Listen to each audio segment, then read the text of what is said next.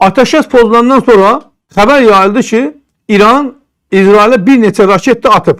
Belə bir məlumat yayıldı. Bu əslində baxsan ola bilər ki, belə bir şey olsun. Çünki İran hökumətində bu dəqiqə ciddi şəkildə parçalanma olduğuna görə rəhbərliyin kim olduğu bəlli deyil. Bəlli olmadığına görə, ola bilsin ki, bir rəhbərin olsun, rəhbərdən xəbəri olmadığına görə nə edib? Ateşkəsi pozublar.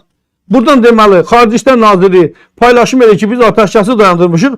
Oradan arxasınca İran deməli, İsrailə raketlər vurur. Ardınca nə baş verir? Ardınca İsrail dərhal məlumat verir ki, biz orduya göstəriş verdik. Tehrana hücum. İranın ABŞ prezidentinin elan etdiyi ateşkəs rejiminin kobud şəkildə pozması və İsrailə doğru raketlər atması fonunda həmçinin istənilən pozuntuya qətiyyətlə cavab vermək niyyətində olan İsrail hökumətinin siyasətinə uyğun olaraq mən İsrail Müdafiə Qüvvələrinə baş nazirlə koordinasiyalı şəkildə Tehrana qarşı intensiv hücum əməliyyatlarını davam etdirməyə tapşırdım. Katsin bəyanatında deyir Müdafiə Naziri. Ardınca İran dərhal bəyanat verir. İran Silahlı Qüvvələrinin baş qərargahı ateşkəs elan edildikdən sonra İsrail ərazisinə raket zərbəsi endirdiyinə dair məlumatları təksib edir. Baş qərargah son saatlarda İran tərəfindən İsrail ərazisinə raket zərbələri endirildiyinə dair məlumatı təksib edir deyə məlumat yayırlar. Biz eləməmişik, qardaş, tövbə. Və ardınca nə deyir? İran İslam ilə İsrail ilə müharibədə qələbə çaldı. Deməli, İranın Ali Milli Təhlükəsizlik Şurası Tehranın qələbəsinin İsraili birtərəfli qaydada təcavüzü dayandırmağa və məğlubiyyəti faktiki şəkildə etiraf etməyə məcbur etdiyini bəyan edib. Açıqlamada deyilir, İranın silahlı qüvvələri düşmənlərin sözünə etibar etmir. Barmağını silahın tətiyində saxlayır və istənilən yeni təcavüzə cavab verməyə hazırdır. Bir nəfər kəndə bir pəhlivan gəlir, bir dənə də bir tirpaş oğlan olur. Bu tirpaş oğlanın atası da belə güləşləncə də olur, pəhlivanca da olur. Bunlar deməli güləşirlər, sonra keçirlər vuruşmaya. Vuruşanda bu gəlmə qonaq yeridir, vurur, aşırdı kişini. Buna 1, 2, 3 təpik, uşaq qaçır bunun oğlunun yanına. Deyir ki, əvə, filan kəs, deyir nədir? Deyir, kəndə bir adam gəlib, sənin atağı döyür. Deyir, hə, o kimdir qudurub mənim atama əl qaldırsın? Qaça-qaça gəlir, girir belə meydana, baxır, görür ki, qabağındakı elə belə adam deyil. Çox belə zırpı bir şeydir. Deyir ki, kişini birində vursun. Bu qonağın acığına gəlir, qaldırır bunun dədəsini, buna bir dənə də yumruqla qoy, kişiləşmiş uzanı yerə. Cəmaət buna fala qoyur. Həbə nə oldu? Sənin atama birini də vurur, deyir, kişini birini də vursun. 3-4 dəfə belə deyir, bu pəhlivan bunun atasına 1, 2, 3, 4 vurur sarı yerə. Sonra baxır görür, deyir ki, kişini birini də vursun. Deyir, baxır görür ki, bununki elə ancaq ondan ibarətdir. Ancaq kişini birini də vursun. Çıxır gedir. Çıxıb gedəndən sonra cəmaət bunu huya basır. Deyirlər, həbə sən yeriyəndə qolların belə gəlirdin. Özün lotesə verirdin. Sən dədav vurdular, yıxdılar yerə. 4 dəfə kişini aşıtdılar. Sən bizə deyir ki, hə, 10 da otun Allah'a. İstəyirdi birini də vurardı. Birini də vurandan sonra gör mən o başından ona sazıydı. Bəs deyir, bu deyil. Gündə biri bəyanat verirsiniz. Boş bəyanatlar verirsiniz. Bəsdir nə axı? Ayıbdır, heç utanmırsınız siz. Qələbə çalışırsınız, düz deyil. 1500'e yaxın hərbi strateji obyektlər vurulub. 15 alim öldürülüb 25'ten. 20'den yukarı general öldürülüb. İsmail Haniye öldürülüb. Qasım Süleyman'ın yanındaki o generallar öldürülüb. Nəsrullah öldürülüb. Qardaş, İranın üst düzeyində Xamenei'den başqa rəisi öldürülüb. Bütün nə qədər generallar var, Sepahda, Ettalatda, orada burada hamısını öldürdülər. Nəyin qələbəsidir bu? İsrail nə itirib dostlar? İsrail yalnız və yalnız bina dağıntıları.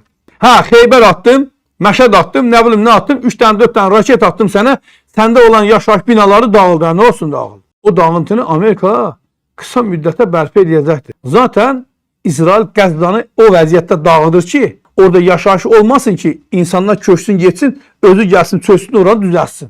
İsrailin bu şeydə bir görünüm praktikası var. İndi sən elan edirsən ki, mən qələbə çalmışam. Bu nəyin qələbəsidir? Nüvə obyektlərin vuruldu. Alimlərin getdi. Hələ bir dənə də alim təzə öldürüblər. İndi onu da görüm, hanı o? Deyim o görüm, kimdir o? Bu gecə İsrailin İrana zərbələrindən sonra daha bir nüvə alimi həlak oldu. Məlumata görə doktor Saddiqi Sabirin qaynatasının evinə 3 İsrail mərmisi düşüb. Bildirilir ki, o bir neçə müddət qaynatasının evinə sığınıb orada gizlənilmiş. Məlumata görə münaqişənin başladığı ilk gün onun 17 yaşlı oğlu da həlak olmuşmuş. Daha bir alim də getdi. Yəni 15-ci alim getdi. İndi mən buradan İran rəhbərliyinə sual edirəm. Sənə nüvə lazım idi mi? Ən azından heç olmasa bu qələmun kimi rəngi dəyişib özünü zəhərli göstərə bilirdin. Hər kəs səndən biraz ehtiyat eləyirdi. Düşünürdülər ki, İrandır da bu qədər təhdid savurursa, bunun dilinə görə yəqin dipçayı da var da qardaş. Dibinə görə bunun dipçayı da var. Yəqin bu deyirsə, deməli bunun əlində bir şeylər var da, quzu şəsin sənə. Və səndən hər kəs ehtiyat edirdi. Niyə özü rəzil elədin? Niyə bu yavr elədin? Niyə 450-dən yuxarı adamı bu dünyadan sən köçürtdürdün? Zaten o insanlar öləcəkdi. Amma sənin əlindən köçdü. Xamenei, niyə? Arxain oldun Rusiya, eləmi? Putin gördün nə dedi? Putin dedi ki, biz İrana yalnız mənəvi dəstək verə bilərik. Burada ne Putin də utanmalıdır, xəcalət çəkməlidir. Və Peskov dərhal ardınca götürür. İranın bir şeydə ki, İran bizə Rusiya bizə istədiyimiz dəstəyi vermədi. Deyir ki, bu İranla bizim Rusiyanın arası vurmaq məqsədi ilə ortaya atılmış şeylərdir, söhbətlərdir. Ona görə də bu şeylərə fikir vermiyor. Banadır. Ola bilsin ki, indi bunu irəliləyən günlərdə biz Rusiyanın Ukraynada irəliləyişinə baxacağıq. Əgər həqiqətən Amerika Ukraynanın arxasından çəkiləcəksə, bu anlama gəlirdi ki, Rusiya ilə Trump anlaşmışdılar ki, İrana sən toxunma, İranı mən dincəldim, Ukraynanın bir hissəsini verəcəm sənə. Hatırlayırsınız, bu neçə aylar öncə demişəm bunu mən. İndi baxaq görək, o olacaq yoxsa yox. Və yaxud da Trump yenə özünü təlxəkliyə qoyacaq, verdiyi sözü əməl eləməyəcək. Çünki niyə Putin o cürdədir? Putin verdiyi sözü əməl eləmir. Və o gün gelib Leningradda belə bir bəyanat verir. Deyir ki, Rusiyanın ayağı dəydiyi yerdən hamısı Rusiyandır. Vaxt gələcək, Rusiya da bitmiş hesab olunacaq inşallah. O da bitəcək vaxt gələcək. Amma mən nüvə istehsal eləyəcəm, mən nüvə bombası düzəldəcəm deyə bütün dünyanı təhdid edən İran, bu sənə lazımdır mı? İndi görsən necə quzuya dönübsən, deyirsən ki, biz atom elektrik stansiyası istəyirdi, Türkiyə kimi müraciət eləyərdin Rusiya, Rusiya gəldi, Türkiyədə atom elektrik stansiyası tikir. Heç kəs ona heç nə demir, özü də NATO'nun üzvüdür. Sən də deyərdin ki, ay Amerika, mən atom elektrik stansiyası tikmək istəyirəm, gəl sən tik məndən, Rusiya heç olmasın burada. Amma sən nə deyərdin? Mən uranı zənginləşdirəcəm, bomba düzəldəcəm. Don Fenzulla bomba piriniyor. Və rəzil oldun, biabır oldun. Heç kəs İsrailin də gücünü, qüdrətini bilmirdi. Amma bu şeydə İsrailin də gücü bilindi. Niyə bunu elədin? Sənə lazımdır mı bu? Bəli, İran hakimiyyətinin arxasında xalq dayanmırdı. Və onlar ümid edirlər ki, bu müharibədən sonra bəlkə xalq yenə onların ətrafında birləşsin. Amma yox, suallar çoxdur. Mənim verdiyim sualları İranlılar verəcəklər hökumətə. Sən niyə bu qədər zərərə saldın bu ölkəni? 1500-ə yaxın dəyəri bir neçə, bəlkə də 100 milyardına yaxın olan obyektlər darmadağın dağıldı. İran o obyektləri bərpa eləyə biləcəkmi? Nə ilə? Bəs sən dünən deyərdin, mən Hörmüz boğazını bağlayıram. Niyə bağlamadın? Nə oldu? Nə baş verdi? Sənin gücün Azərbaycana çatır, eləmi? Ermənini biz buradan qovalayanda tez orduyu gətir yine sal bizimkilərin qabağına ki, buradan orada keçənməzsiz, yoxsa qarşınızda bizi görürsünüz. Biz sizi güllələyərik, eləmi? Gücünüz Azərbaycana çatırdı da.